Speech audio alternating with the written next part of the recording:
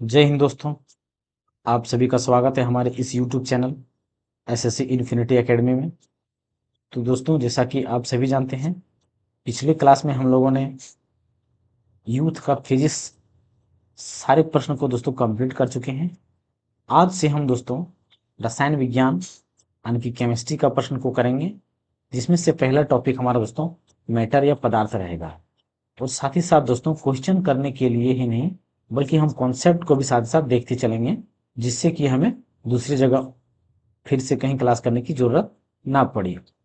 तो चलिए दोस्तों क्वेश्चन को शुरू करते हैं।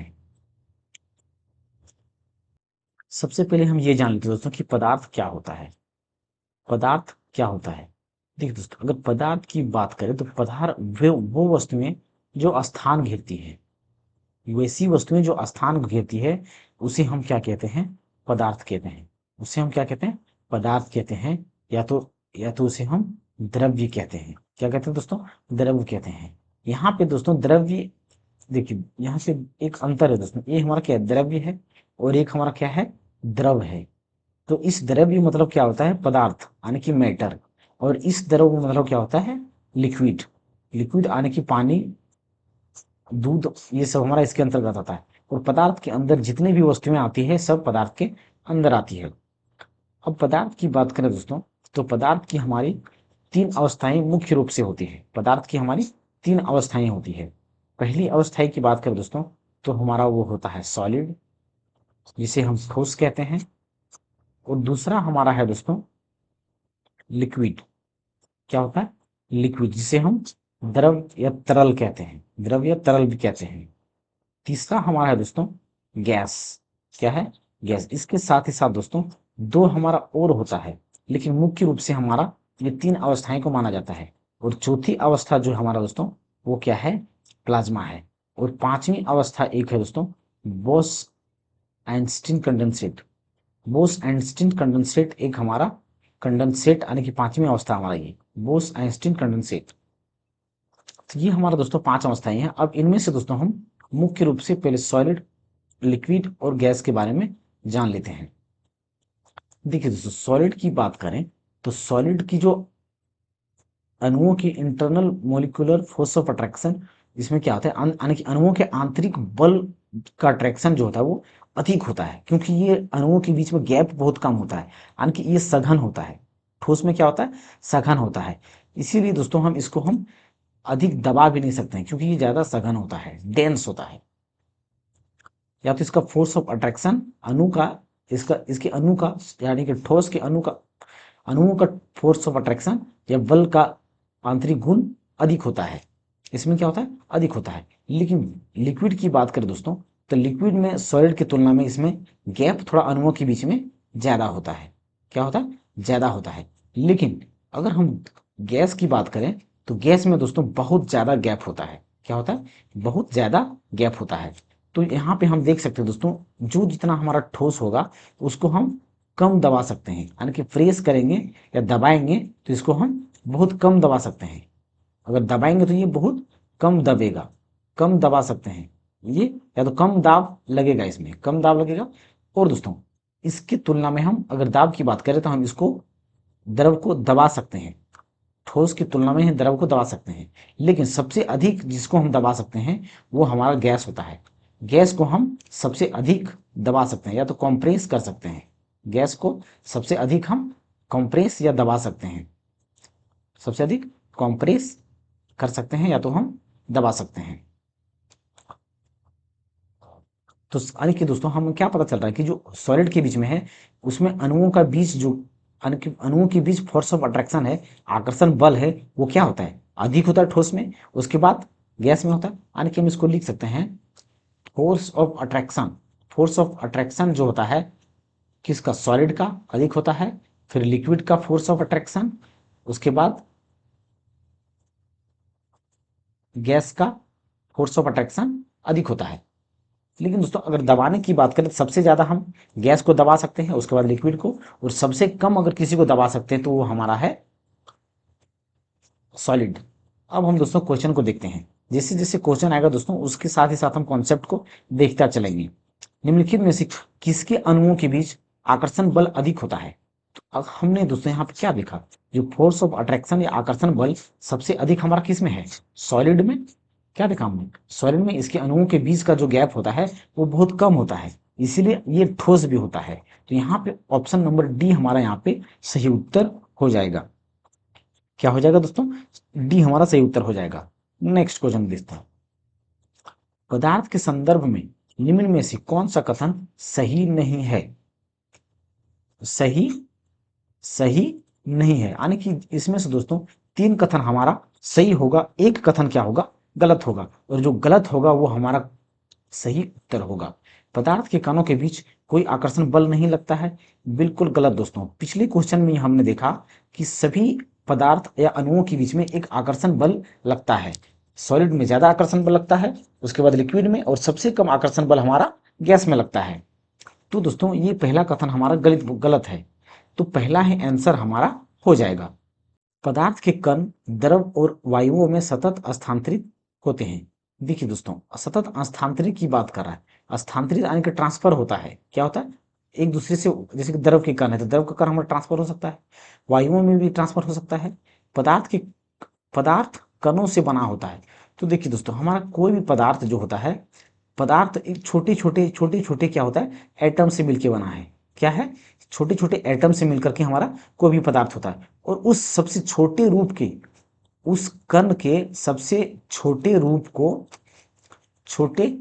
को हम क्या कहते हैं, एटम कहते हैं। क्या कहते हैं, एटम कहते हैं, या तो उसे हम परमाणु कहते हैं, एटम कहते हैं या तो परमाणु कहते हैं। तो वो सबसे जो छोटे कण का रूप है वो हमारा एटम होता है। तो ये एटम से दोस्तों, अणु ये हमारा क्या है, परमाणु है, ये भी परमाणु है, ये भी परमाणु। जब परमाणु अधिक अधिक छोटे छोटे परमाणु मिलकर हमारा एक बड़ा अणु का निर्माण करता है, या तो पदार्थ का निर्माण करता है।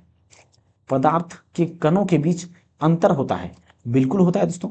जैसे कि हमने देखा कि सॉलिड में जो कणों के बीच का अंतर होता है वो कम होता है, क्योंकि इसमें फोर्स ऑफ अट्रैक्शन बल ज्यादा होता है, लेकिन इसके बीच में अंतर जो होता है वो कम होता है। लेकिन लिक्विड में जो होता है, इसके बीच में, कण के बीच में अंतर पाया जाता है, लेकिन गैस में सबसे अधिक अंतर पाया जाता है। ये हमारा क्या है, सॉलिड, और ये क्या है, लिक्विड, और ये गैस है हमारा दोस्तों। तो सबसे अधिक अंतर हमारा गैस में पाया जाता है, उसके बाद लिक्विड में, और कम से कम गैप हमारा ठोस में पाया जाता है। तो यहाँ पे दोस्तों हमारा कथन ए जो बोला गया है वो बिल्कुल गलत कथन है, तो ए हमारा सही उत्तर हो जाएगा। ठोस के कणों के संदर्भ में निम्न में से क्या सही है, वे यादृच्छिक रूप से गतिशील होते हैं। देखिए दोस्तों, अगर यहाँ पे हम गतिशील की बात करें तो ठोस हमारा सॉलिड क्या है, सॉलिड है, तो इसके बीच में जो फोर्स ऑफ अट्रैक्शन बल हमारा क्या है, अधिक है, यानी कि आकर्षण बल हमारा सॉलिड में कम लगता, सबसे अधिक होता है। तो आकर्षण बल कम होने के कारण इसके अंदर जो हमारा वॉइड्स या गैप जो बोलते हैं दोस्तों, या अंतर बोलें, इसके अंदर में जो गैप होता है उसको वॉइड्स बोला जाता है, या तो अंतर बोला जाता है, या तो हम इसे गैप बोल सकते हैं। तो सॉलिड के बीच में जो गैप होता है वो बहुत कम होता है। क्या होता है, बहुत कम होता है, जिसके कारण ये अणु या परमाणु या एक जगह से दूसरी जगह ट्रांसफर या गतिशील नहीं होता है, क्योंकि इसके बीच में अंतर यानी कि जगह ही नहीं होता है, तो ये ट्रांसफर नहीं होता है। तो जो पहला कथन बोला गया है वो बिल्कुल ऑप्शन नंबर ए गलत है। उनके बीच बड़े अंतराल होते हैं, नहीं दोस्तों, सॉलिड के बीच में अंतराल कहाँ दिखाई दे रहा है। अगर अंतराल होता यानी कि गैप होता तो ये एक दूसरे यानी कि ये इधर उधर गतिशील होता और ये ट्रांसफर भी करता, लेकिन अंतराल नहीं होता है। ये भी कथन ऑप्शन नंबर बी भी हमारा गलत है। व्यवस्थित तरीके से विन्यास होते हैं, उनमें न्यूनतम आकर्षण बल होता है, ये भी गलत है दोस्तों। सबसे अधिक आकर्षण बल हमने क्या देखा, सबसे अधिक आकर्षण ठोस में होता है, उसके बाद गैस द्रव में, उसके बाद गैस में। सबसे कम आकर्षण बल हमारा किस में होता है, गैस में। और यहाँ पे दोस्तों क्या बोल गया ऑप्शन नंबर सी में, कि व्यवस्थित तरीके से विन्यासित होते हैं, यानी कि दोस्तों ऑप्शन नंबर सी हमारा यहाँ पे सही हो जाएगा। देखिए दोस्तों, अगर हम सॉलिड की बात करें तो सॉलिड में जो कण का अणु होता है एक अरेंज्ड मैनर में होता है। क्या होता है, अरेंज्ड वे में होता है, या तो सही तरीके से सजाया हुआ, ऐसा लगता है कि सजाया गया है, जिसे हम टू क्रिस्टल के फॉर्म में होता है, यानी कि क्रिस्टलाइन वे भी हम कह सकते हैं उसको। क्रिस्टलाइन मतलब यानी कि एक व्यवस्थित ढंग से मतलब संयोजित या रखा जाता है। तो सी नंबर का हमारा यहाँ पे सही उत्तर हो जाएगा। और एक होता है दोस्तों एमरफस सॉलिड। क्या होता है? एमरफस। एमरफस में होता है दोस्तों, यानी कि ये इसमें निश्चित शेप या साइज नहीं होता है, लेकिन सॉलिड में हमारा निश्चित शेप और साइज होता है। तो एमरफस हमारा निश्चित शेप और साइज नहीं होता है, या व्यवस्थित ढंग से सजाया नहीं होता है। तो यहाँ पे सी नंबर हमारा सही उत्तर हो जाएगा। अभी तक वैज्ञानिकों द्वारा पदार्थ की कितनी अवस्थाएं तय की गई है? देखिए दोस्तों, तो हमने स्टार्टिंग में ही क्या देखा कि हमारे मुख्य रूप से तीन अवस्थाएं हैं। कितनी है? तीन अवस्थाएं, सॉलिड, लिक्विड और तीसरा क्या था हमारा? गैस था। लेकिन इसके अलावा भी हमारा दो और अवस्थाएं खोजा गया है। चौथी अवस्था एक प्लाज्मा है, और पांचवी अवस्था जो है हमारा वो क्या है? बॉस आइंस्टीन कंडेंसेट है। क्या है? Boss Einstein condensate. तो हमारा कितने हो गया? पांच अवस्थाएं हैं। तो वर्तमान में हमारा यहाँ पे पांच उत्तर हो जाएगा, बी नंबर का ऑप्शन। नीचे दी गई आकृति से क्या अनुमान नहीं लगाया जा सकता है? देखिए दोस्तों, क्या अनुमान नहीं लगाया जा सकता? यहाँ पे क्या बोला गया? नहीं लगाया जा सकता है। देखिए दोस्तों, हमने क्या बताया, जो सॉलिड होता है वो क्रिस्टलाइन वे से होता है, यानी कि एक स्ट्रक्चर्ड वे में होता है। क्रिस्टलाइन मतलब क्या हुआ? एक निश्चित तरीके से सजाया होता है। तो देखिए ये निश्चित तरीके से सजाया गया ना, यानी कि फिक्स्ड शेप या साइज हम इसको कह सकते हैं। सॉलिड का क्या है? फिक्स्ड शेप या साइज है। तो ये हमारा सॉलिड है। और ये लिक्विड का देखिए उतना फिक्स शेप या साइज नहीं है। गैस का देखिए ये रैंडम है, और गैप भी इसमें क्या है? अधिक है। और ये प्लाज्मा है दोस्तों, ये अलग अलग का, इसमें ये अधिक टेम्परेचर होने के कारण ये चौथी अवस्था में एक रंग बिरंगा होता है, अधिक टेम्परेचर होने के कारण। तो हम इस चारों में से क्या अनुमान नहीं लगा सकते हैं? देखिए, पदार्थ की चारों अवस्थाएं की आणविक व्यवस्थाएं देखी जा सकती है, बिल्कुल देखी जा सकती है। हमने क्या देखा? जो सॉलिड है वो एक क्या है? मैनर्ड वे तरीके से, यानी कि क्रिस्टलाइन वे में सजाया गया है, यानी कि व्यवस्थित ढंग से सजाया गया है। लिक्विड को भी देखिए, लिक्विड का भी शेप एंड साइज हमें पता चल रहा है कि कैसा है। गैस का भी शेप एंड साइज हमें पता चल रहा है, और प्लाज्मा का भी हमें शेप एंड साइज पता चल रहा है कि कैसा है। तो ये कथन को हम अनुमान लगा सकते हैं। इसका हम, यानी कि अवस्थाएं का जो व्यवस्था है वो हम अनुमान लगा सकते हैं कि किस तरीके से, किस मैनर से सजाया गया है। प्लाज्मा एक तरल पदार्थ है जो शरीर की सभी कोशिकाओं में मौजूद है। देखिए दोस्तों, इस चित्र देख के हम ये अनुमान नहीं लगा सकते हैं कि ये क्या है, तरल पदार्थ जो है शरीर की सभी कोशिकाओं में मौजूद होता है। हाँ, ये बात सही है कि प्लाज्मा हमारे खून में पाया जाता है, हमारे शरीर की कोशिकाओं में प्लाज्मा पाया जाता है, हमारी बॉडी में क्या है? प्लाज्मा पाया जाता है। ये बात सही है, लेकिन इस चित्र देख के हम ये नहीं बता सकते हैं कि शरीर में हमारा प्लाज्मा की कोशिका में हर जगह मौजूद होता है। ये हम नहीं बता सकते हैं। तो यहाँ पे ये कथन बिल्कुल ऑप्शन नंबर बी हमारा गलत है, क्योंकि प्लाज्मा तो होता है हमारे शरीर में, लेकिन इस चित्र से कैसे बता सकते हैं कि ये शरीर में हमारा है? तो ये कथन हमारा बिल्कुल गलत है। तो ऑप्शन नंबर बी ही हमारा सही हो जाएगा। यह आकृति पदार्थ की चौथी अवस्था अर्थात प्लाज्मा को प्रदर्शित करता है। हाँ, बिल्कुल सही। यह आकृति पदार्थ की विभिन्न अवस्थाओं के बारे में जानकारी प्रदान करती है। हाँ, बिल्कुल सही। विभिन्न आकृति का, ये सॉलिड है, ये लिक्विड है, गैस है, प्लाज्मा है, तो ये बिल्कुल सही पता होता है। तो ऑप्शन नंबर बी को हम अनुमान नहीं लगा सकते हैं। तो ऑप्शन नंबर बी ही हमारा यहाँ पे गलत हो जाएगा। तो ऑप्शन नंबर बी सही उत्तर है। लेकिन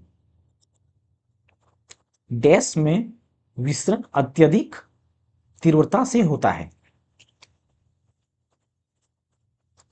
देखिए दोस्तों, डैश में, डैश यानी कि खाली स्थान यहाँ पे हमें भरना है। अत्यधिक तीव्रता से विसरण होता है। विसरण मतलब क्या होता है दोस्तों? फैलना। विसरण मतलब क्या होता है? फैलना। फैलना यानी कि स्कैटर्ड हो जाना। स्कैटर्ड मतलब फैलना या स्कैटर्ड हो जाना। तो फैलने का सेंस दोस्तों हमारा कब अधिक फैलेगा, यानी कि सबसे अधिक तेजी से कौन फैलेगा? अगर सॉलिड की बात करें दोस्तों, तो ये सॉलिड हमारा क्या है? कॉम्पैक्ट है। ये क्लोजलेस, एकदम क्लोजली कॉम्पैक्ट है, यानी कि ये तो इसके बीच में गैप ही नहीं है। तो ये ज्यादा तो फैलेगा ही नहीं। ये क्या है? ज्यादा फैलेगा ही नहीं। अब हम बात करते हैं दूसरा दोस्तों, लिक्विड की। तो लिक्विड जो है दोस्तों, ये थोड़ा बहुत हमारा फैल सकता है, क्योंकि इसके बीच में थोड़ा बहुत गैप पाया जाता है। क्या पाया जाता है? तो ये भी हमारा सबसे ज्यादा नहीं फैलेगा। लेकिन अगर हम गैस की बात करें, तो गैस के अणुओं की जो गैप है, या तो मोलिकुलर फोर्स ऑफ अट्रैक्शन जो है वो बहुत कम है। तो इसीलिए गैस हमारा अधिक तेजी से फैलेगा। अगर आप देखेंगे दोस्तों, रूम, अगर किसी रूम में गैस को हम निकाल देते हैं, अगर गैस को निकाल देते हैं तो वो तेजी से फैल जाता है, क्योंकि उसके बीच में फोर्स ऑफ अट्रैक्शन जो है वो कम है। तो सबसे अधिक तेजी से अगर फैलने की बात करें, तो गैस हमारा सबसे अधिक तेजी से फैलेगा। तो ऑप्शन नंबर सी यहाँ पे हमारा सही उत्तर हो जाएगा। निम्नलिखित में से कौन सा कथन गलत है? यहाँ पे दोस्तों हम अगर बात करें गलत की, तो गलत सा कथन कौन सा है? पदार्थ के कण स्थिर अवस्था में होती है। देखिए दोस्तों, ये तो पहले ही हमें गलत लग रहा है, क्योंकि जो पदार्थ होता है हमारा स्थिर अवस्था में नहीं हो सकता है, क्योंकि सॉलिड हमारा होता है, इसके भी बीच में होता है, जैसे कि ये भी हमारा क्या है, अस्थिर होता है, लेकिन अस्थिर होता है लेकिन इसके अंदर में हमारा एक काइनेटिक एनर्जी फ्लो होता है। क्या होता है? काइनेटिक एनर्जी फ्लो होता है। अगर इसमें टेम्परेचर बढ़ाएंगे हम, तो ये और तेजी से अणु इसके गति करते हैं। और लिक्विड में भी तो गति करता ही है, क्योंकि इसमें फोर्स ऑफ अट्रैक्शन कम होता है। और सबसे अधिक गति हमारा कौन सा करता है? गैस करता है। तो गैस भी हमारा गति करता है। तो ये स्थिर अवस्था जो बोला गया है, वो हमारे पदार्थ के जो कण होते हैं अंदर में, वो स्थिर नहीं होते हैं। क्या होता है? वो स्थिर नहीं होते हैं।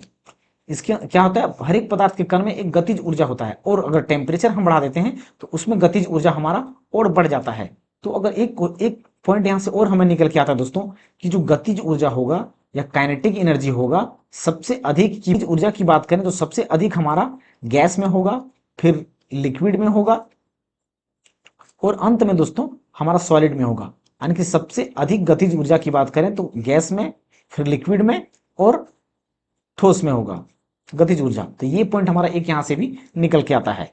पदार्थ के कण बहुत छोटे होते हैं, तो ये हम तो पहले से ही जानते हैं दोस्तों, स्टार्टिंग में हमने देख लिया कि सबसे छोटा कण जो होता है पदार्थ का, उसे हम क्या कहते हैं? परमाणु कहते हैं। तो ये परमाणुओं से मिलकर बना होता है कोई भी पदार्थ हमारा। जैसे अगर जिस पेन से हम लिख रहे हैं, तो वो पेन ही हमारा क्या है? एक पदार्थ है। तो इस पेन जो बना होगा वो बस छोटे छोटे परमाणु से मिलकर बना होगा। तो ये कथन भी हमारा ऑप्शन नंबर बी ऑप्शन सही बोला गया है। पदार्थ के कण एक दूसरे को आकर्षित करते हैं, बिल्कुल आकर्षित करते हैं। तो इसीलिए तो देखा हमने दोस्तों कि जो हमारा आकर्षण बल होता है, आकर्षण बल जो हमारा होता है, सबसे अधिक हमारा किस में होता है? सॉलिड में होता है, फिर लिक्विड में होता है, उसके बाद किस में होता है हमारा? गैस में होता है। तो आकर्षण बल होता है, बिल्कुल होता है इसमें। तो ये भी ऑप्शन हमारा क्या सही है? पदार्थ के कणों के बीच रिक्त स्थान होता है। हाँ, बिल्कुल होता है दोस्तों। तो सबसे अधिक रिक्त स्थान की बात करें, सबसे सबसे अधिक रिक्त स्थान की बात करें तो किस में होगा हमारा? गैस में होगा, फिर लिक्विड में होगा, उसके बाद सबसे कम किस में होगा गैप? सॉलिड में होगा, सबसे कम सॉलिड में होगा। तो ये भी ऑप्शन हमारा सही बोला गया है। तो ऑप्शन नंबर ये हमारा गलत बोला गया है, जो कि सही उत्तर हमारा ए हो जाएगा। डैश एक शुद्ध पदार्थ है।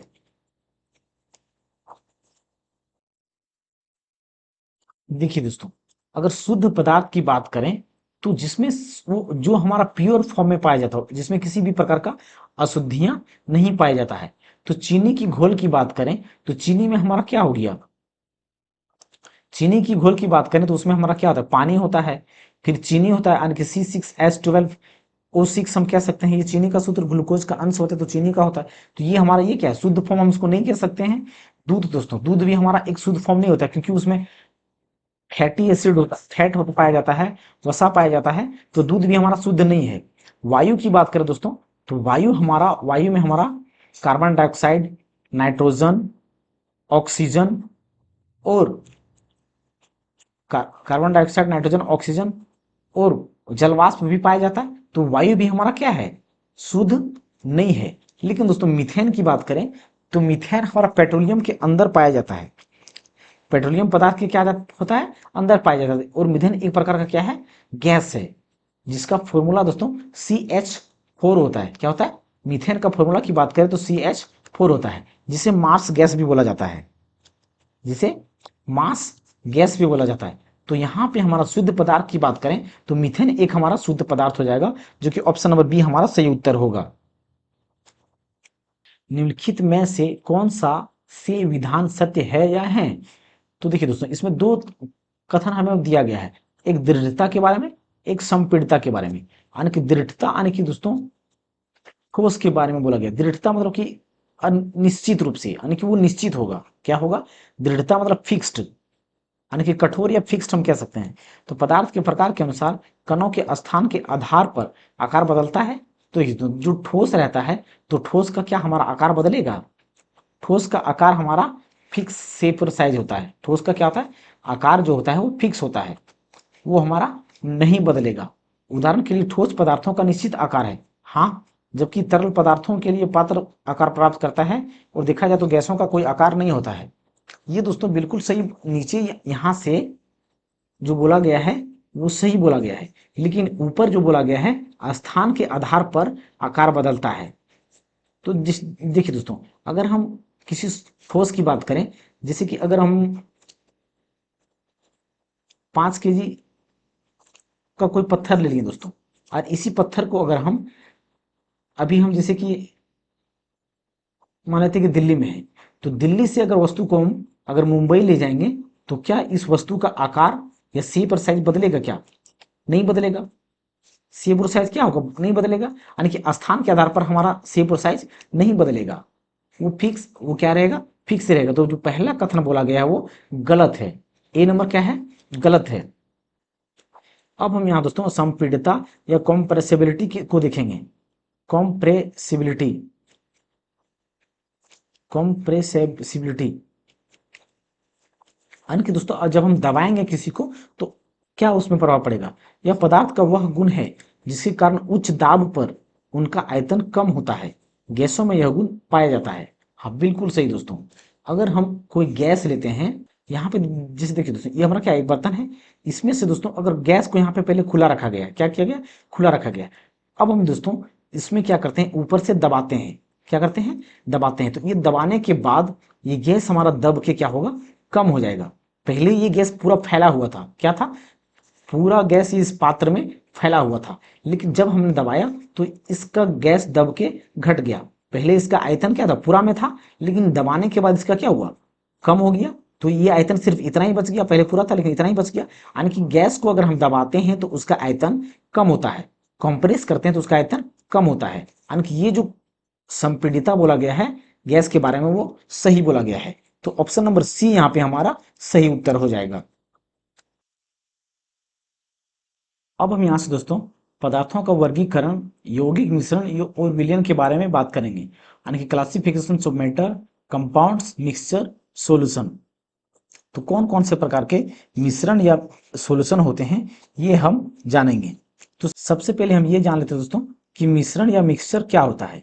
मिश्रण या मिक्सचर क्या होता है? मिक्सचर दोस्तों जिसमें दो या दो से अधिक पदार्थ को मिलाया जाए वो हमारा क्या कहलाता है, मिश्रण कहलाता है। क्या कहलाता है, मिश्रण कहलाता है। दो या दो से अधिक पदार्थ को जिसमें मिलाया जाए उसको क्या कहते हैं, मिश्रण कहते हैं। जिसे चीनी और पानी का घोल, नमक और चीनी का घोल, या तो कोयला और पत्थर में मिलाएंगे, गिट्टी और सीमेंट को मिलाएंगे, ये सब हमारा क्या कहलाएगा, मिक्सचर कहलाएगा, यानी कि मिश्रण कहलाएगा। और दोस्तों मिश्रण की बात करें तो मिश्रण हमारा मुख्यतः दो प्रकार का होता है। एक होता है समांगी मिश्रण, क्या होता है, समांगी मिश्रण।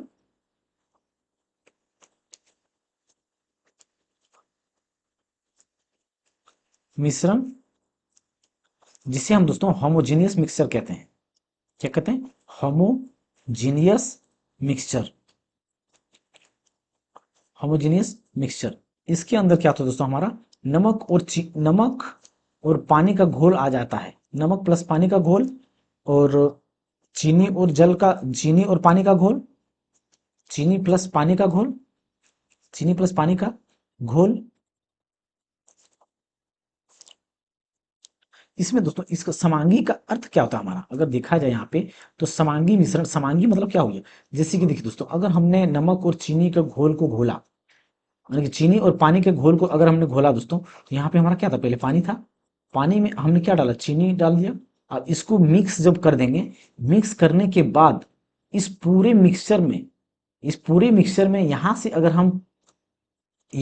हम इस घोल को उठाते हैं तो वो ये उतना ही मीठा लगेगा, और यहाँ से जब घोल उठाएंगे तो ये उतना ही मीठा लगेगा। यानी कि जहां जहां से हम इस घोल को निकालेंगे वो मीठा हमारा हर जगह एक बराबर ही लगेगा, हर जगह एक बराबर ही मीठा लगेगा, यानी कि सेम टेस्ट होगा। क्या होगा, सेम टेस्ट होगा, इस पूरे घोल का हर जगह का टेस्ट सेम होगा। तो उसे हम क्या बोलते हैं, समांगी मिश्रण कह सकते हैं। और एक दूसरा हो गया दोस्तों विषमांगी मिश्रण होता है। क्या होता है, विषमांगी मिश्रण। जिसको हेट्रोजीनियस मिक्सचर बोला जाता है, जिस हेट्रोजीनियस मिक्सचर क्या होता है, हेट्रोजीनियस मिक्सचर। इसके अंदर दोस्तों हमने क्या बताया कि मिट्टी रेत प्लस रेत का मिक्सचर और तेल और जल का मिश्रण, तेल प्लस जल, तेल और जल दोस्तों कभी भी ये मिक्स नहीं हो सकता है, तो ये हमारा विस्मांगी मिश्रण हो गया। या तो चीनी प्लस चावल का मिश्रण, ये भी हम कह सकते हैं, ये क्या है, विस्मांगी मिश्रण है। अब हम दोस्तों क्वेश्चन को देखते हैं, मिश्रण प्रकृति में डैश हो सकता है। तो मिश्रण प्रकृति में हमने क्या देखा दोस्तों, दो प्रकार का होता है, एक समांगी होता है और विस्मांगी होता है मुख्य रूप से। तो यहाँ पे ऑप्शन नंबर सी हमारा यहाँ पे सही उत्तर हो जाएगा।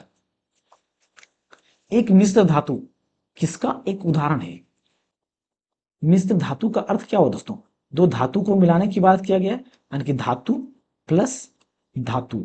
जैसे कि दोस्तों अगर हम Pb प्लस SN को मिला दिए तो ये दो अलग अलग धातु है, ये हमारा क्या अलग अलग धातु है, तो इसका मिश्रण जो हमारा कहलाता है वो एलॉय होता है, जिसको हम एलॉय कहते हैं, जिसको हम क्या कहते हैं, एलॉय कह सकते हैं, यानी कि मिश्र धातु होता है।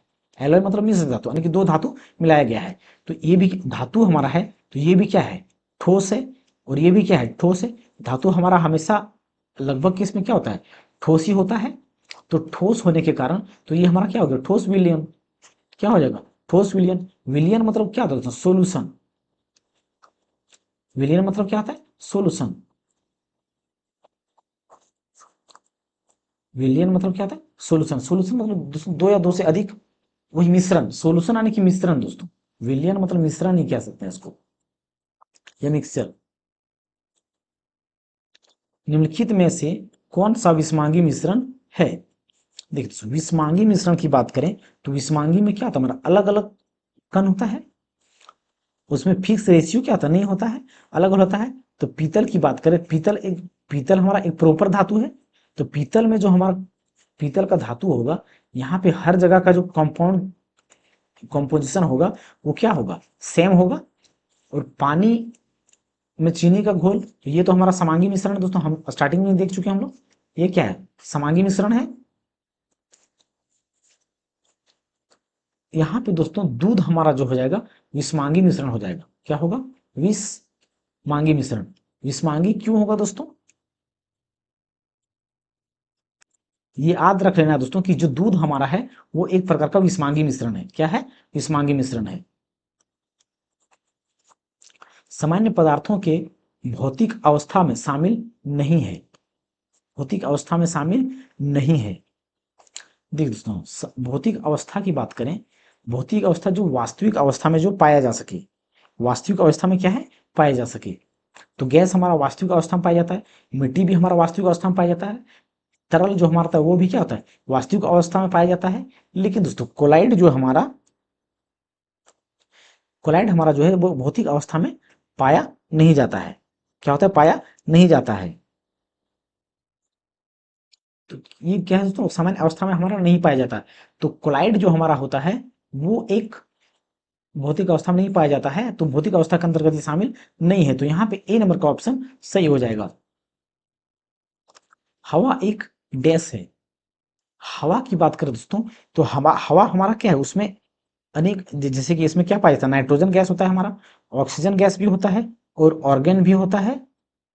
ऑर्गन भी क्या है, ऑर्गन भी होता है, प्लस में नियोन भी होता है, और साथ ही साथ दोस्तों हमारा हीलियम भी होता है, और CH4 मीथेन गैस भी थोड़ा बहुत पाया जाता है दोस्तों। साथ ही साथ हमारा जल वाष्प भी होता है, क्या होता है, जल वाष्प भी होता है। तो ये सारे के सारे हमारे दोस्तों, ये सब पहले तो ये तो हमारा क्या है, ये इसको हम क्या क्या बोलेंगे, तत्व बोलेंगे, तत्व या एलिमेंट है हमारा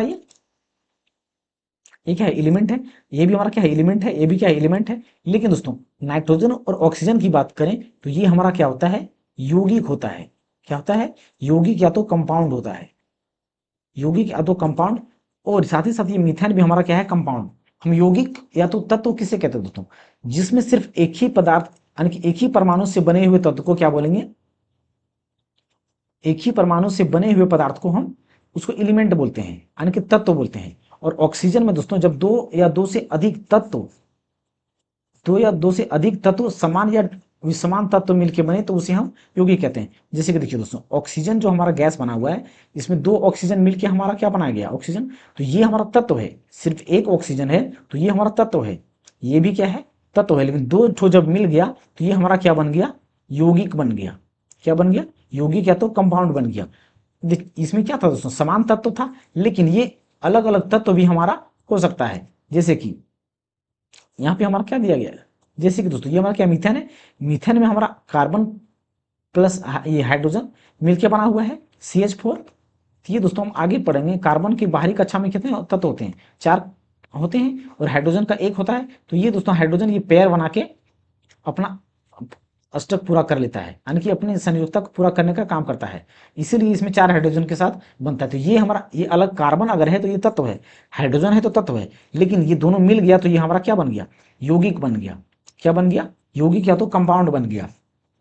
तो ये एक शुद्ध मिश्रण है, नहीं, बिल्कुल नहीं, केवल मिश्रणों का मिश्रण है, ये गलत। केवल तत्वों का मिश्रण, ये भी गलत। इसमें देखिए दोस्तों, तत्व, ये तो तत्व भी है और यौगिक भी है, तो दोनों तत्वों और यौगिकों का मिश्रण है। तत्व भी इसमें है और यौगिक भी है, तो ये तत्वों एवं यौगिकों दोनों का मिश्रण है। तो ऑप्शन नंबर डी यहाँ पे हमारा सही उत्तर हो जाएगा।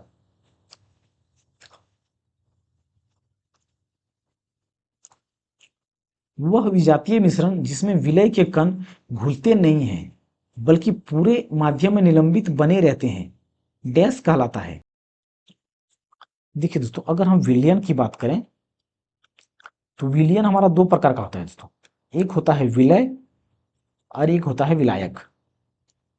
क्या होता है, विलायक, जिसको हम बोलते हैं सोल्यूट, इसको क्या बोलेंगे, सोल्यूट, और इसको बोलेंगे सॉल्वेंट। सोल्यूट या तो सॉल्वेंट, और इसको क्या बोलेंगे, सोल्यूशन। इसमें दोस्तों जो अधिक मात्रा में होता है वो विलायक कहलाता है। क्या कहलाता है, विलायक। जैसे कि अगर हम चीनी ले लिए तो चीनी हमारा विलय होगा और पानी हमारा क्या होगा, विलायक होगा। तो चीनी को अगर हम पानी में डालेंगे तो चीनी हमारा क्या होगा, घुल जाएगा, मिक्स हो जाएगा। तो ये हमारा क्या कहलाता है, विलयन कहलाता है। लेकिन दोस्तों अगर हम इसी पानी में धूल के कण को डाल दिए, ये हमारा क्या है, पानी है, और इसमें नीचे हम क्या किए, धूल के कण को डाल दिए इसमें, तो क्या धूल का कण हमारा मिक्स होगा इसमें, क्या वो बिल्कुल नहीं मिक्स होगा। ये क्या होगा, पानी को गंदा कर देगा, लेकिन जो कण होगा, धूल कण, वो हमारा मिक्स इसमें नहीं होगा, पूर्ण रूप से नहीं घुलेगा, ये बस सिर्फ बैठ नीचे जाके बैठ जाएगा। तो जब नहीं घुलता है तो वो हमारा विजातीय मिश्रण कहलाता है, और उसे हम सस्पेंशन बोलते हैं। क्या बोलते हैं, सस्पेंशन बोलते हैं। और क्या बोलते हैं उसे, सस्पेंशन। तो ऑप्शन नंबर बी यहाँ पे हमारा सही उत्तर हो जाएगा। विज्ञान में कौन सा नियम मिश्रण के गुणों का पालन नहीं करता है। देखिए दोस्तों, मिश्रण के घटक उनके गुणों को बराबर रखते हैं, बिल्कुल सही दोस्तों। देखिए मिश्रण हम क्या जानते हैं, अगर घटक की बात करें, चीनी और पानी की घोल की बात करें, तो ये इसके गुण हमारा क्या होता है, गुण हमेशा इसका सेम ही बना रहता है, बरकरार रहता है। यहाँ में जितना भी मिठास होगा यहाँ पे भी उतना ही मिठास होगा, तो गुण को क्या करेगा, क्या करेगा, बरकरार रखेगा। यानी कि ये ऑप्शन हमारा सही बोला गया है। क्या बोला गया है, सही बोला गया है। मिश्रण अलग अलग पदार्थ के हो सकते हैं, बिल्कुल हो सकते हैं। जैसे कि चीनी और पानी का घोल, तो चीनी हमारा अलग पदार्थ है, चीनी हमारा क्या है, अलग पदार्थ है, और पानी क्या है, अलग पदार्थ है। तो अलग अलग पदार्थ का हो सकता है, इसे भौतिक विधि से अलग किया जा सकता है, बिल्कुल अलग किया जा सकता है। अगर पानी और चीनी का घोल है दोस्तों, तो इसको हम वाष्पन विधि से अलग कर सकते हैं। हम यहाँ पे क्या करेंगे, गर्म कर देंगे, हीट करेंगे, हीट करने के बाद अगर 100 डिग्री सेल्सियस पे ऊपर तापमान पे अगर हीट करेंगे तो ये पानी हमारा वाष्पित होकर क्या होगा, उड़ जाएगा। पानी क्या होगा, उड़ जाएगा। तो यहाँ पे नीचे हमारा सिर्फ क्या बच जाएगा, चीनी बच जाएगा। तो इसको हम क्या करते हैं, अलग कर सकते हैं। इसकी संरचना तय है, ये दोस्तों इसकी संरचना फिक्स नहीं है। ये कथन जो है बिल्कुल गलत है, तो ये हमारा अनुपालन नहीं कर रहा है। तो डी यहाँ पे हमारा सही उत्तर हो जाएगा। दो तरल पदार्थ एक दूसरे में घुलते नहीं और सॉल्यूशन नहीं बनाते हैं तो उसे क्या कहते हैं। देखिए दोस्तों, जब हमारा अच्छी तरीका से घुल जाता है तो उसको हम क्या बोलते हैं, मिक्सर या सॉल्यूशन या विलयन। क्या बोलते हैं, मिक्सर, मिश्रण बोलते हैं, सॉल्यूशन बोलते हैं, या तो विलयन बोलते हैं, या तो मिक्सचर बोलते हैं। ये जब जब कब बोलते हैं उसको, जब पूर्ण रूप से घुल जाता है, वो मिक्स हो जाता है, क्या होता है, वो पूर्ण रूप से मिक्स हो जाता है, तो उसको हम क्या बोलते हैं, मिश्रण। लेकिन यहाँ पे क्या बोला गया, जो दो तरल पदार्थ एक दूसरे से घुलते नहीं, यानी कि मिलता ही नहीं। अगर हम यहाँ पे पानी में अगर हम बालू या रेत डाल दें, सेंड यानी कि रेत डाल दें, बालू डाल दें, तो क्या पानी के साथ ये पूर्ण रूप से मिक्स होगा क्या, बिल्कुल नहीं मिश्रण होगा। तो जो मिसेगा ही नहीं, मिक्स होगा ही नहीं, तो उसको क्या बोलेंगे हम, अमिश्रणीय, यानी कि इमिसिबल, वो मिक्स नहीं होगा। शक्कर के घोल में शक्कर एक डैश है। देखिए दोस्तों, हमने क्या देखा कि जो विलयन हमारा होता है, विलयन में हमारा दो चीज होता है, एक होता है क्या, विलय, क्या होता है, एक विलय, और दूसरा क्या होता है, विलायक। दूसरा क्या होता है, विलायक। तो विलय को हम इंग्लिश में क्या बोलते हैं, सोल्यूट, और इंग्लिश में विलायक को क्या बोलते हैं, सॉल्वेंट। क्या बोलते हैं, सॉल्वेंट। तो जो सोल्यूट होता है दोस्तों, पानी में घुल जाता है, मतलब वो पिन पानी में पता नहीं चलेगा। जैसे कि देखिए, ये हमारा क्या हो गया, एक ग्लास हो गया, इसमें हमने ये पानी डाला है। अब इसमें दोस्तों बाहर से हमने चीनी को डाल दिया, क्या किया, चीनी को डाल दिया। चीनी को डालने के बाद इसको मिक्स कर दिया। मिक्स करने के बाद चीनी हमारा क्या गया, हो गया, घुल गया। तो चीनी हमारा घुल गया, तो चीनी को अगर हम बाद में फिर देखेंगे तो वो क्या दिखता है, क्या, वो नहीं दिखता है, क्योंकि पानी में तो वो घुल चुका है पूरी तरीके से। तो जो चीज घुल जाता है उसे हम विलयन कहते हैं, ओ सॉरी, उसे हम विलय कहते हैं या सोल्यूट कहते हैं। जो चीज घुल जाता है उसे हम क्या कहते हैं, सोल्यूट। और जो चीज दिखता है, हमें प्राप्त होता है कि देखिए हमें दिख रहा है, जैसे पानी हमें दिख रहा है, तो वो हमारा क्या है, विलायक है। तो यहाँ पे हमारा विलायक के रूप में क्या काम करेगा, पानी, और विलय के रूप में क्या काम करेगा, चीनी। तो चीनी हमारा क्या है, यहाँ पे घुला हुआ पदार्थ है। चीनी क्या है, घुला हुआ पदार्थ। और पानी हमारा क्या है, यहाँ पे विलायक है, जो घुला हुआ, पानी नहीं घुलेगा, पानी तो दिखता है हमें। तो यहाँ पे विलायक के रूप में हमारा क्या हो गया, पानी, और घुला हुआ पदार्थ वो क्या हो गया, चीनी। तो जो चीज घुला हुआ पदार्थ होता है उसे हम क्या बोलते हैं, तो शक्कर हमारा क्या हो रहा है, घुल जा रहा है, तो घुला हुआ पदार्थ। तो ऑप्शन नंबर बी हमारा यहाँ पे सही उत्तर हो जाएगा। एक सॉरी, डैश एक यौगिक नहीं है। देखिए दोस्तों, यौगिक क्या है, नहीं है। तो हमने क्या देखा कि यौगिक हम किसे बोलते हैं, जब दो समान तत्व, जैसे ऑक्सीजन ऑक्सीजन मिलके क्या बनाया, ऑक्सीजन ही बनाया, तो दो समान तत्व मिलके बनाता है, वो भी यौगिक हमारा कहलाता है। और दो अलग अलग तत्व, जैसे हम अगर, और दो अलग अलग तत्व मिलके अगर बनाता है तो वो भी हमारा यौगिक कहलाता है। तो यहाँ पे दो समान तत्व है, समान तत्व मिलके जो बनेगा वो भी यौगिक कहलाएगा, जो अलग अलग तत्व मिलके बनाएगा वो भी यौगिक कहलाएगा। जो लेकिन सिर्फ यहाँ पे ऑक्सीजन की बात करें तो ये ऑक्सीजन हमारा क्या तत्व है, और यहाँ पे सोडियम की बात करें सिर्फ Na को, तो ये भी हमारा क्या है, तत्व है या एलिमेंट है, और ये भी हमारा क्या है, एक तत्व है। लेकिन ये दोनों तत्व अगर मिल जाता है तो हमारा क्या बन जाता है, यौगिक बन जाता है। क्या बन जाता है, यौगिक, या तो कंपाउंड बनता है। तो यहाँ पे दोस्तों यौगिक नहीं है। तो अगर हम यहाँ पे लेड की बात करें, तो लेड मतलब क्या दोस्तों, पीबी, यानी कि शीशा, शीशा का ये सूत्र है हमारा पीबी। और चौक, चौक यानी कि दोस्तों हम किसे बोलते हैं, यहाँ पे चौक का सूत्र हमारा क्या होता है दोस्तों, CO3 होता है। यानी कि इसमें कैल्शियम भी है, कार्बन भी है, ऑक्सीजन भी है। तो ये भी हमारा क्या है, एक प्रकार का यौगिक है। ये क्या है, यौगिक है, क्योंकि इसमें दो से अधिक तत्व है।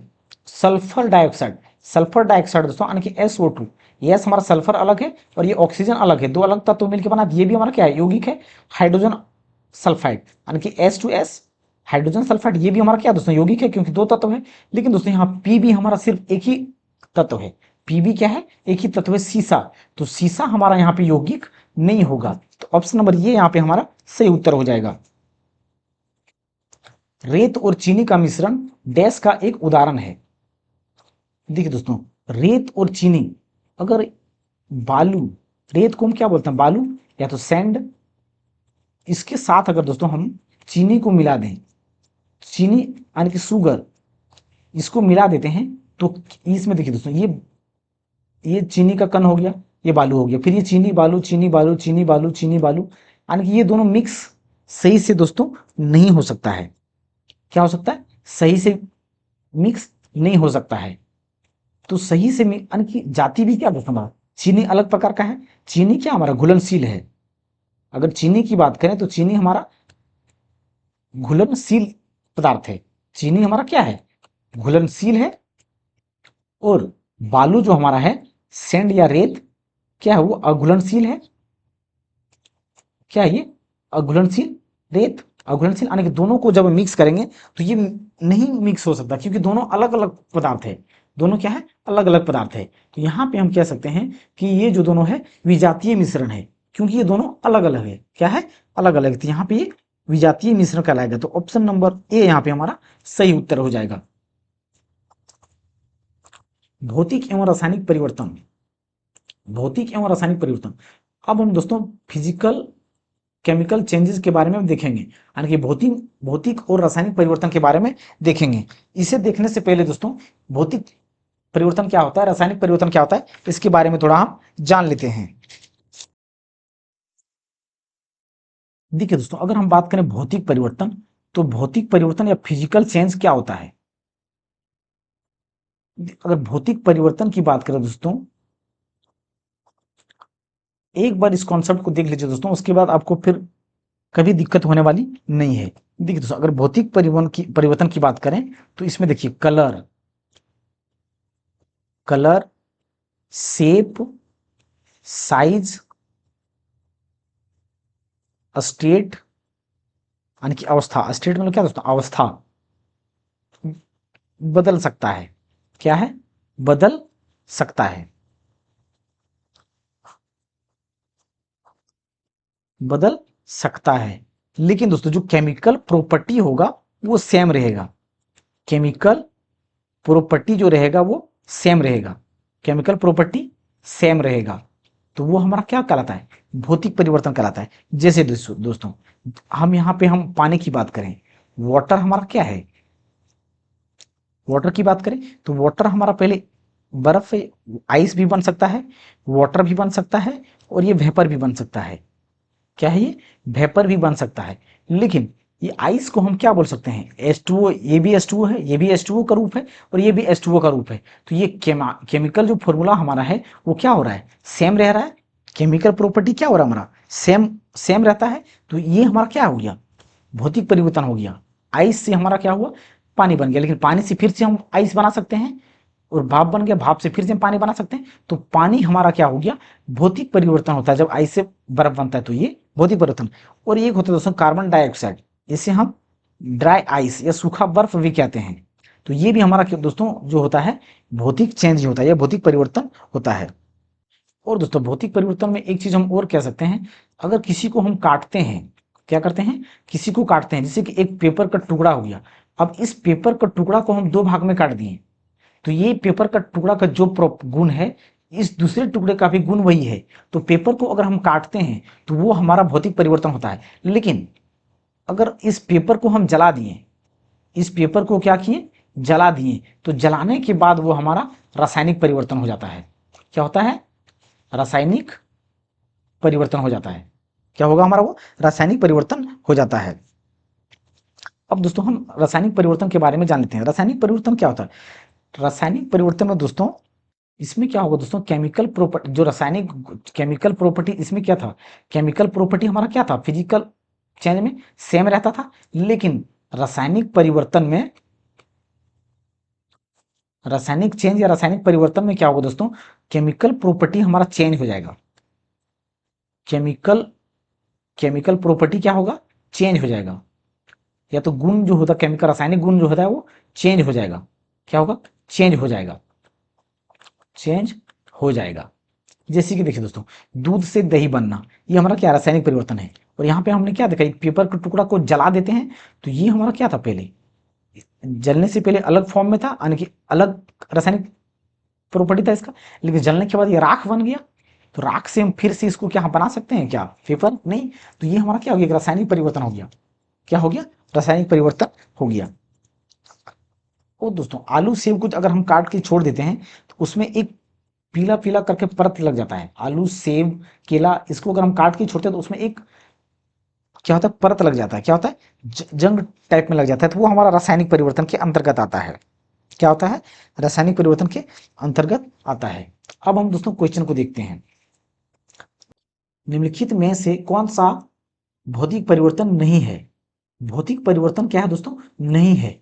इसका मतलब क्या है कि इस चारों ऑप्शन में 3 ऑप्शन हमारा भौतिक परिवर्तन होगा और एक हमारा रासायनिक परिवर्तन होगा। तो जो रासायनिक परिवर्तन होगा वही हमारा उत्तर हो जाएगा। क्या होगा? वही हमारा उत्तर हो जाएगा। अब हम ऑप्शन को देखते हैं। ठोसों का द्रव में पिघलना। ठोसों दोस्तों, जैसे कि बर्फ को हमने क्या देखा, बर्फ अगर पिघल रहा है, बर्फ पिघल के क्या बन गया? हमारा पानी बन गया। तो वो हमारा क्या था? भौतिक परिवर्तन था। तो ये हमारा क्या है? भौतिक परिवर्तन है। गैसों का द्रवों में द्रवीकरण, यानी कि दोस्तों वेपर से हमारा फिर क्या बन गया? वाटर बन गया। तो ये भी हमारा क्या है? भौतिक परिवर्तन है। पदार्थ का किण्वन। किण्वन दोस्तों ये क्या है? फर्मेंटेशन। क्या है? फर्मेंटेशन, यानी कि अल्कोहल जो बनाया जाता है दोस्तों, वो फर्मेंटेशन के थ्रू से बनाया जाता है। यानी कि किण्वन मतलब सड़ाना। किसी को क्या होता है? पदार्थ को सड़ा गला के क्या होता है? अल्कोहल बनाया जाता है। तो ये हमारा अल्कोहल बनाने की प्रक्रिया जो होता है वो रासायनिक प्रक्रिया होता है। तो यहाँ पे हमारा जो सही उत्तर हो जाएगा सी नंबर का हो जाएगा, क्योंकि पदार्थ का किण्वन एक रासायनिक प्रक्रिया है और हमें यहाँ पे पूछा गया है कि भौतिक परिवर्तन नहीं है। तो ये हमारा क्या है? रासायनिक परिवर्तन है। तो रासायनिक परिवर्तन वाला ही हमारा उत्तर हो जाएगा। द्रवों को गैसों में परिवर्तन, यानी कि लिक्विड से फिर यहाँ पे क्या वेपर में, ये भी हमारा क्या है? एक भौतिक परिवर्तन है। तो सी यहाँ पे हमारा सही उत्तर हो जाएगा। इनमें कौन सा रासायनिक परिवर्तन नहीं है? कौन सा रासायनिक परिवर्तन नहीं है? तो देखिए दोस्तों, इसमें से 4 ऑप्शन में से 3 क्या होगा? रासायनिक परिवर्तन होगा, यानी कि केमिकल चेंज होगा। 3 क्या होगा? केमिकल चेंज होगा। और एक जो होगा वो भौतिक परिवर्तन होगा। तो वही हमारा क्या होगा? उत्तर हो जाएगा। क्या होगा? उत्तर हो जाएगा। तो ईंधन का दहन हमने क्या बोला, बताया था दोस्तों, कि जब जलाने की बात करें, जब जलाने की बात करें तो वो जल के राख हो जाएगा। तो इसका मतलब वो हमारा रासायनिक परिवर्तन ही होगा। तो ये हमारा क्या है? रासायनिक परिवर्तन है। अम्लीकृत जल का विद्युत अपघटन। अम्लीकृत जल का विद्युत अपघटन। अम्लीकृत जल मतलब दोस्तों, यानी कि एसिडिक वाटर। क्या होगा? एसिडिक, एसिडिक वाटर जो होगा। तो लेकिन ये विद्युत अपघटन, विद्युत अपघटन मतलब क्या? इलेक्ट्रोलाइसिस जो करवाते हैं हम। तो इलेक्ट्रोलाइसिस अगर करवाते हैं तो ये हमारा केमिकल चेंज पानी का नहीं होने वाला है, क्योंकि ये भौतिक परिवर्तन नहीं रहेगा, क्योंकि इसमें ये पानी है। ये क्या है? पानी का। एसिडिक अम्लीकृत जल मतलब जल की एसिड की मात्रा थोड़ी थोड़ी है, लेकिन ये पानी का ही एक रूप है।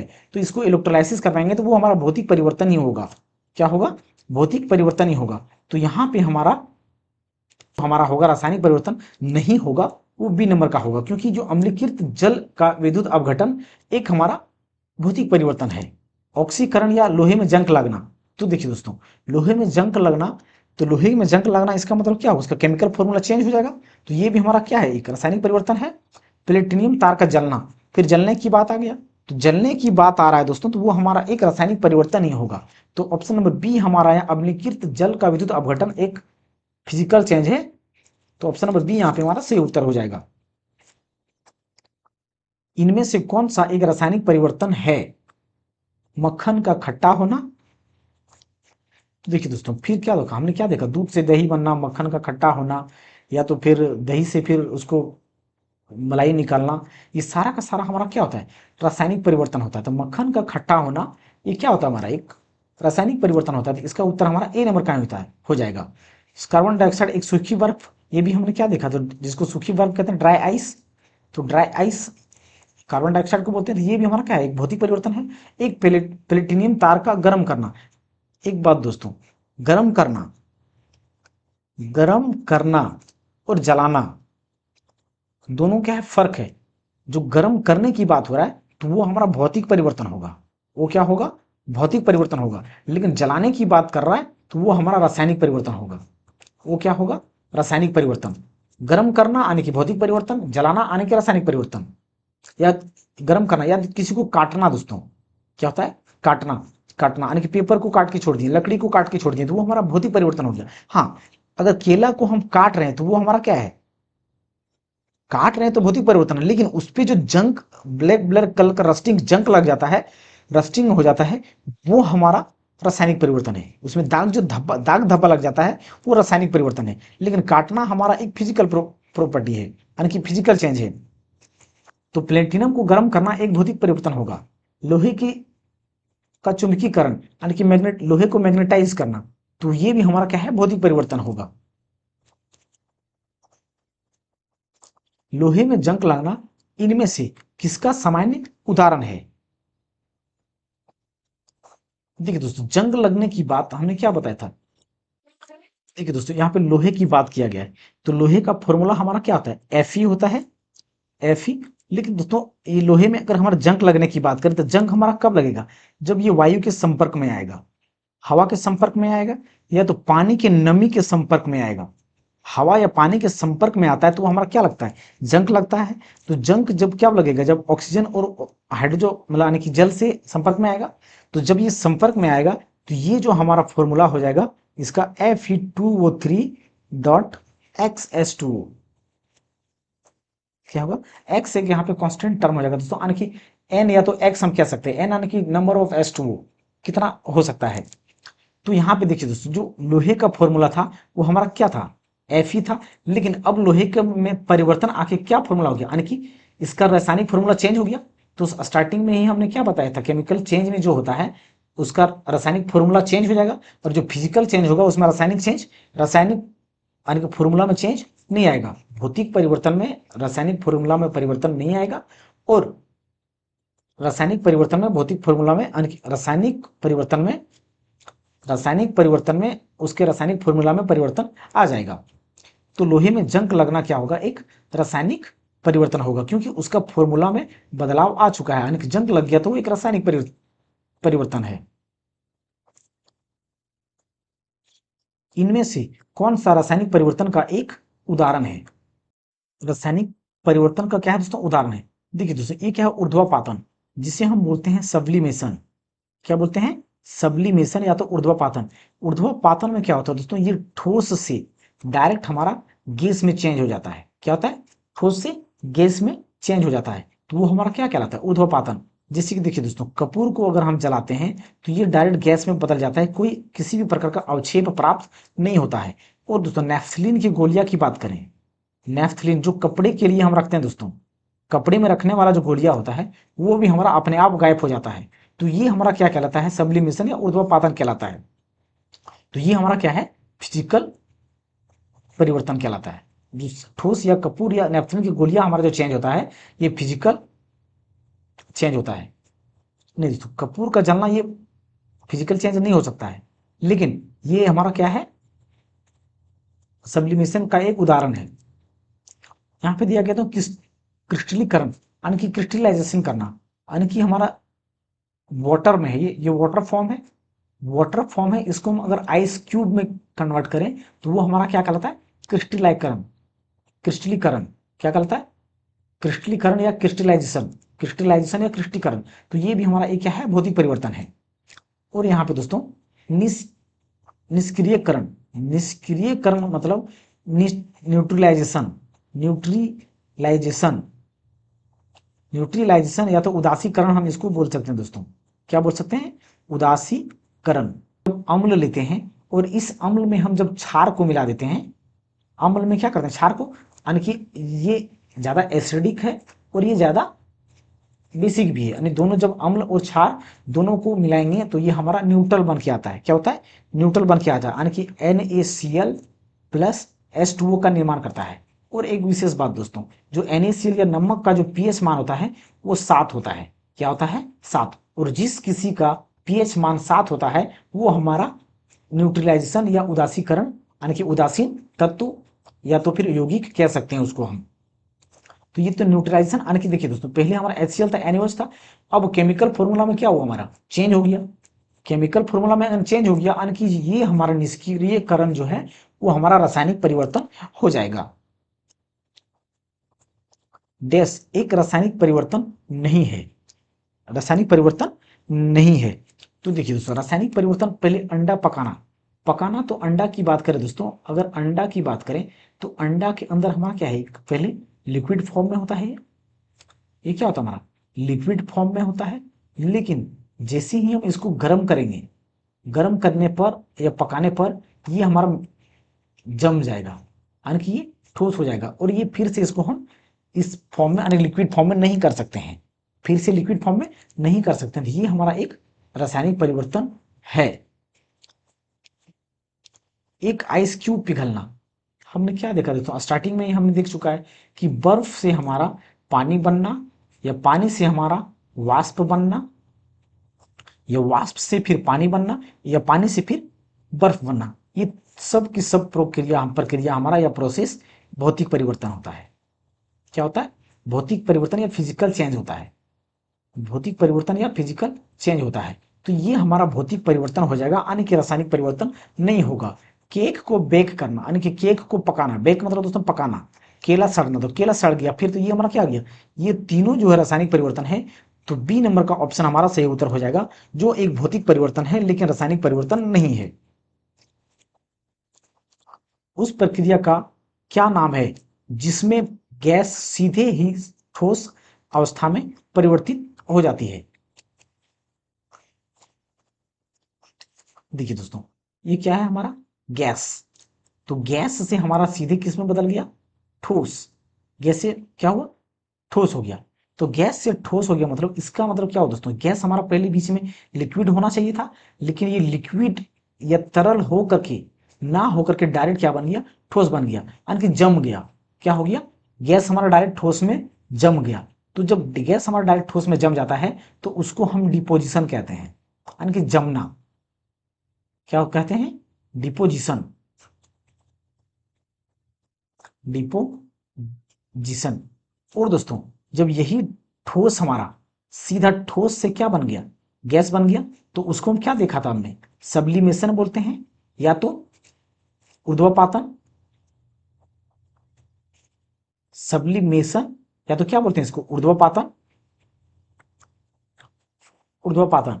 तो ये हमारा यहाँ पे गैस से किस में बन रहा है, सीधे ठोस में परिवर्तित हो जा रहा है, तो ये हमारा डिपोजिशन उत्तर हो जाएगा।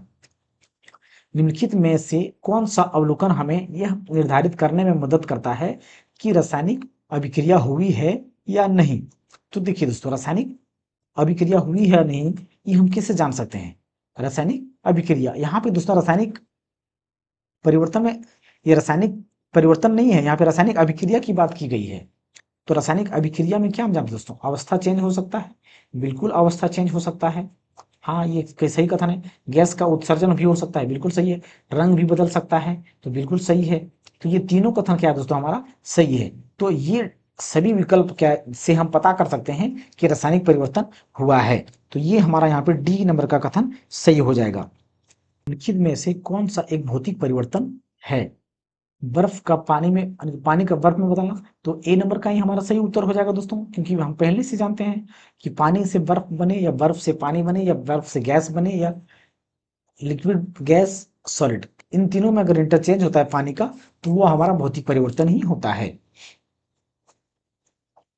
निम्न में से कौन सा रासायनिक परिवर्तन का उदाहरण नहीं है? यानी कि दोस्तों, इन तीन में से चार में से तीन क्या होगा, रासायनिक परिवर्तन होगा, और एक जो होगा वो भौतिक परिवर्तन होगा। तो जो भौतिक परिवर्तन होगा वही हमारा उत्तर हो जाएगा। तो शरीर में भोजन का पाचन, देखिए दोस्तों, हम खाना खाते हैं, तो खाना खाने के पश्चात ही जो पाचन क्रिया हमारा मुंह से शुरू हो जाता है। क्या होता है, मुंह से शुरू हो जाता है, और ये तरह तरह के, जैसे कि पेट में हमारा HCl पाता है, और इस खाने को क्या करता है, पचा देता है। क्या करता है, खाने को पचा देता है। और आप जानते हैं दोस्तों, जो मल के रूप में आता है हमारा, वो अलग प्रकार का होता है, हमने क्या खाया और क्या निकला। तो ये हमारा क्या है, एक रासायनिक प्रक्रिया है। दूध का दही बनना, ये भी हमारा क्या है, रासायनिक प्रक्रिया है। जल का वाष्प में परिवर्तन, तो देखिए दोस्तों, ये जल का वाष्प में परिवर्तन, ये हमारा क्या है, भौतिक परिवर्तन है। तो जो भौतिक परिवर्तन है वो रासायनिक परिवर्तन कैसे हो सकता है? तो यहाँ पे सी नंबर का हमारा सही उत्तर हो जाएगा, लोहे में जंग लगना। तो ये हमने पहले देख चुका दोस्तों, कि लोहे में जब ऑक्सीजन और जल का अभिक्रिया होगा, तो Fe2 वो 3XH2O का निर्माण करती है, तो इसका रासायनिक परिवर्तन हो जाता है। तो ये हम रासायनिक परिवर्तन है। निम्नलिखित में से कौन सा विकल्प रासायनिक परिवर्तन है? तो रासायनिक परिवर्तन हम किसको बोलते हैं दोस्तों? अब देखते हैं ऑप्शन को, दूध का दही बनना, तो ऑप्शन नंबर यही हमारा क्या है, सही है। शुष्क बर्फ का सब्लिमेशन। सब्लिमेशन मतलब दोस्तों, अगर बर्फ से डायरेक्ट हमारा क्या बन गया, बर्फ से डायरेक्ट हमारा गैस बन गया, तो ये हमारा क्या हो गया, भौतिक परिवर्तन हो गया। रेत का रेत का पानी में घुलना, तो रेत में पानी को घुलना या चीनी का पानी में घुलना दोस्तों, इन दोनों को हम फिर से अलग कर सकते हैं। अगर रेत को पानी में घोल देंगे तो इन दोनों को अलग कर सकते हैं, चीनी को अगर पानी में घोल देंगे तो इसको भी हम क्या कर सकते हैं, अलग कर सकते हैं। तो ये तीनों हमारा क्या है, भौतिक परिवर्तन है। तो ए नंबर का उत्तर हमारा यहाँ पे सही उत्तर हो जाएगा। निम्नलिखित में से कौन सा एक भौतिक परिवर्तन है? अंगूर किण्वित यानी कि दोस्तों फर्मेंटाइजेशन हो गया, तो ये हमारा एक रासायनिक परिवर्तन है। फलों का पकना, सड़ना, गलना, सारा का सारा रासायनिक परिवर्तन होता है। दूध से दही बनना, ये भी हमारा क्या है, रासायनिक परिवर्तन है। दूध से दही बनना, दही से मक्खन बनना, ये सब हमारा रासायनिक परिवर्तन होता है। बर्फ का पिघलना, तो सी नंबर का हमारा दोस्तों यहाँ पे भौतिक परिवर्तन हो जाएगा।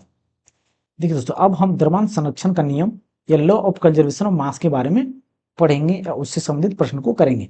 देखिए दोस्तों, मास कंजर्वेशन ऑफ मास के अनुसार क्या होता है दोस्तों, ना तो हम मास को निर्माण कर सकते हैं, ना ही मास को नष्ट कर सकते हैं। उसी प्रकार दोस्तों हमने ऊर्जा कंजर्वेशन ऑफ एनर्जी भी पढ़ चुके हैं दोस्तों। कंजर्वेशन ऑफ एनर्जी में क्या पढ़ा था हमने, ना तो एनर्जी का हम निर्माण कर सकते हैं और ना ही नष्ट कर सकते हैं। क्या कर सकते हैं, ना ही नष्ट कर सकते हैं। उसी प्रकार मास या द्रव्यमान संरक्षण के नियम के अनुसार ना तो हम मास को निर्माण कर सकते हैं और ना ही नष्ट कर सकते हैं। यानी कि दोस्तों अगर हम बात करें तो जैसे कि H हाइड्रोजन को अगर क्लोरीन गैस के साथ हम अभिक्रिया करवाएंगे तो हमारा क्या निकल के आएगा, HCl हाइड्रोक्लोरिक एसिड निकलेगा। तो यहाँ पे दोस्तों अगर हम बात करें हाइड्रोजन यहाँ पे हमारा कितना है, मान लेते हैं कि 1 है और ये क्या है, 2 है। तो कितना हो गया, ये 2 और 1 3, यानी कि ये टोटल मान लेते हैं कि कितना हो गया, 3 ग्राम हो गया। तो जो प्रोडक्ट बन के आएगा हमारा वो भी क्या होगा, 3 ग्राम ही होगा। वो भी क्या होगा हमारा, ये पूरा क्या होगा, 3 ग्राम। यानी कि जितना पहले द्रव्यमान था उतना भी हमारा क्या होगा, बाद में द्रव्यमान होगा। हम इसको क्या बोलते हैं, अभिकारक, अभिकारक। और इधर क्या बोलते हैं, उत्पाद। यानी कि जितना द्रव्यमान हमारा अभिकारक में होगा उतना ही द्रव्यमान हमारा उत्पाद में भी होना चाहिए। यानी कि मास को हम ना तो निर्माण कर सकते हैं और ना ही नष्ट कर सकते हैं। तो उसी हम क्या कहते हैं, द्रव्यमान संरक्षण का नियम कहते हैं। अब हम दोस्तों क्वेश्चन को देखते हैं। कौन सा नियम कहता है कि रासायनिक अभिक्रिया में द्रव्यमान को ना तो उत्पन्न किया जा सकता है और ना ही नष्ट किया जा सकता है। तो यहाँ उसको हम क्या बोलते हैं दोस्तों, द्रव्यमान संरक्षण का नियम बोलते हैं। तो ऑप्शन नंबर डी यहाँ पे हमारा सही उत्तर हो जाएगा। संतुलित रासायनिक समीकरण डैश के रूप में होता है। देखिए दोस्तों, संतुलित रासायनिक समीकरण, यानी कि रासायनिक समीकरण को हम संतुलित कब करते हैं, कैसे करते हैं, उसको हमने क्या देखा कि हाइड्रोजन और क्लोरीन को जब हम मिलाते हैं तो हमारा क्या बनता है, HCl बनता है। और HCl के साथ साथ दोस्तों हमारा हाइड्रोजन गैस भी थोड़ा बहुत बनता है। तो इसमें हम इसको अगर संतुलित करेंगे दोस्तों तो कैसे करेंगे, जैसे कि देखिए हाइड्रोजन इधर कितना है हमारा, 1, यहाँ पे 2 और यहाँ पे 3 हो गया। यानी कि हाइड्रोजन हमारा टोटल कितना हो जा रहा है, 3। लेकिन यहाँ पे क्लोरीन 2 है, तो यहाँ पे क्लोरीन 1 है, तो यहाँ पे 2 से गुना करेंगे तो कितना हो गया, यहाँ पे हमारा क्लोरीन 2 हो गया, हाइड्रोजन 2 हो गया। लेकिन इधर 2 और 2 4 हाइड्रोजन हो गया हमारा। तो 4 हाइड्रोजन, तो इधर भी हमें क्या करना पड़ेगा, 4 हाइड्रोजन करना पड़ेगा। यानी कि इसमें क्या करेंगे, हम 4 से गुना करेंगे तो ये कितना हो गया हमारा, 4 हाइड्रोजन इधर हो गया। तो 4 हाइड्रोजन यानी कि 2 इधर और 2 इधर, 4 हाइड्रोजन इधर भी हो गया। तो इधर जितना द्रव्यमान हमारा होगा दोस्तों, यानी कि द्रव्यमान जितना इधर होगा उतना ही द्रव्यमान हमारा क्या होगा, इधर होगा। तो इसको हम रासायनिक संतुलित कब करेंगे, जब दोनों तरफ द्रव्यमान हमारा समान होगा। तो द्रव्यमान अगर समान होगा तो उसे हम द्रव्यमान का संरक्षण नियम कहते हैं। एक रासायनिक अभिक्रिया के दौरान अभिक्रियाओं और उत्पादों के द्रव्यमानों का योग अपरिवर्तित रहता है, इसे क्या कहते हैं, द्रव्यमान संरक्षण का सिद्धांत या नियम कहते हैं दोस्तों। हमने अभी भी क्या देखा कि अभिकारक उत्पाद, यानी कि अभिकारक में जितना द्रव्यमान होगा उत्पाद में भी हमारा क्या होगा, उतना ही द्रव्यमान होगा। द्रव्यमान हमारा क्या होगा, बराबर होगा। हम दोस्तों स्थिर अनुपात का नियम या लॉ ऑफ कांस्टेंट प्रोपोर्शन के बारे में जानेंगे। देखिए दोस्तों, स्थिर अनुपात का नियम जो हमारा प्रतिपादित करने वाले जो साइंटिस्ट थे, वो साइंटिस्ट हमारा दोस्तों जोसेफ प्राउस्ट थे। कौन थे, जोसेफ प्राउस्ट थे। और उन्होंने दोस्तों कहा दोस्तों कि दो या दो से अधिक तत्वों को एक निश्चित अनुपात में मिलाते हैं। अधिक तत्वों को एक निश्चित अनुपात में मिलाते हैं। क्या करेंगे दोस्तों, एक निश्चित अनुपात या रेशियो में मिलाते हैं। क्या करते हैं, निश्चित अनुपात या रेशियो में मिलाते हैं। तो हम उस तत्व को ब्रह्मांड के कहीं भी जा सकते हैं, वो उतने ही रेशियो में हमारा सेम तत्व बनेगा। क्या होगा, सेम तत्व बनेगा। जैसे कि देखिए अगर हम कार्बन और डाइऑक्साइड को मिला रहे हैं तो कार्बन यहाँ पे हमारा कितना है, कार्बन के द्रव्यमान की बात करें तो कितना हमारा 12 है, और ऑक्सीजन का अनुपात की बात करें तो कितना हो जाएगा हमारा 16, यानी कि 16 दूना 32 हो जाएगा। तो ये ऑक्सीजन का हमारा हो गया रेशियो। अगर इसको हम काटते हैं तो कितना हो गया, 4 तिया 12, 4 अट्ठी 32, यानी कि इसका अनुपात क्या हो गया 3:8, यानी कि 3:8। तो ये कार्बन डाइऑक्साइड का रेशियो हमारा कितना हो गया 3:8। अगर हम इसी को पृथ्वी पे बना रहे हैं, अगर कार्बन डाइऑक्साइड को हम बना रहे हैं तो पृथ्वी पर बना रहे हैं तो ये 3:8 में ही मिलाना पड़ेगा हमें इस कार्बन इस तत्व को बनाने के लिए। और अगर हम मंगल ग्रह पर भी चल जाएं, मंगल ग्रह पर भी चल जाएं तो कार्बन डाइऑक्साइड को बनाने के लिए हमें 3:8 रेशियो का ही जरूरत पड़ेगा। यानी कि हम कहीं भी ब्रह्मांड में जाके सेम अनुपात में बनाएंगे तो वो सेम तत्व बनाने के लिए सेम अनुपात का ही हमें जरूरत पड़ेगा। जैसे कि अगर पानी की बात करें, पानी क्या बना H2O, तो H2O को बनाने के लिए हमें कितने अणुओं की जरूरत होगा, H2O यानी कि 2, और ये कितना हो गया, ऑक्सीजन का कितना होता है हमारा 16, यानी कि 16, यानी कि 1:8, यानी कि 1:8 का हमें क्या होगा जरूरत पड़ेगा। तो ये किसी भी ब्रह्मांड में हम बना सकते हैं, तो अनुपात वो क्या रखेंगे लेकिन सेम रखना पड़ेगा। निम्नलिखित वैज्ञानिकों में से किसने स्थिर अनुपात के नियम को प्रतिपादित किया, तो हमने क्या देखा दोस्तों, जोसेफ प्रास्ट ने किया था। तो ऑप्शन नंबर बी यहाँ पे हमारा सही उत्तर हो जाएगा। निश्चित अनुपात का नियम किसके द्वारा दिया गया था, जोसेफ जोसेफ एल प्रास्ट, यानी जोसेफ प्रास्ट के द्वारा। तो ऑप्शन नंबर बी यहाँ पे भी हमारा उत्तर हो जाएगा। निश्चित अनुपात के नियम के अनुसार रासायनिक पदार्थ में भिन्न तत्वों के परमाणुओं के द्रव्यमान और रासायनिक गुण भिन्न होते हैं, बिल्कुल गलत। रासायनिक पदार्थ में यौगिक बनाने के लिए परमाणुओं छोटी पूर्ण संख्याओं में अनुपात में संयोजित होती है, नहीं दोस्तों, वो बड़ी पूर्ण संख्याओं में हो सकती है, जैसे 1:8 हो गया, जैसे बड़ा बड़ा अनुपात में भी हम कर सकते हैं। क्या कर सकते हैं, बड़ी बड़ी अनुपात में कर सकते हैं। जैसे ऑक्सीजन, हमने क्या देखा पिछले क्वेश्चन में भी, ये हमारा किसका था, ऑक्सीजन और सॉरी, ये हाइड्रोजन और ऑक्सीजन का रेशियो था हमारा जल बनाने के लिए, H2O बनाने के लिए। तो ये हमारा क्या है, गलत है। रासायनिक पदार्थ में तत्व हमेशा द्रव्यमान के निश्चित अनुपात में मौजूद होते हैं, तो बिल्कुल सही दोस्तों, निश्चित अनुपात में होना जरूरी है। यानी कि जल अगर हम बना रहे हैं तो जल के अणुओं यानी हाइड्रोजन का 1 अनुपात और जल ऑक्सीजन का 8 अनुपात, तब जाके हमारा जल का निर्माण होगा। यानी कि हाइड्रोजन और ऑक्सीजन को अगर 1:8 रेशियो में मिलाते हैं तब जाके हमारा जल प्राप्त होता है। तो ये कथन सी नंबर का हमारा यहाँ पे सही हो जाएगा। निम्नलिखित में से किस नियम के अनुसार दिए गए रासायनिक पदार्थ में हमेशा वही समान तत्व होते हैं जो वजन से एक निश्चित अनुपात में संयुक्त होते हैं। तो यहाँ पे दोस्तों हम ऑप्शन को देखते हैं, तो स्थिर नियम का अनुपात, तो ऑप्शन नंबर ये हमारा क्या होगा दोस्तों, स्थिर नियम का अनुपात ही हो जाएगा, जो कि निश्चित अनुपात में संयुक्त होता है, यहाँ पे लिखा गया है, तो ये हमारा सही उत्तर हो जाएगा। कार्बन डाइऑक्साइड के सभी नमूनों में 3:8 के द्रव्यमान अनुपात में कार्बन और ऑक्सीजन होती है, यह डैश के नियम के साथ सहमति है।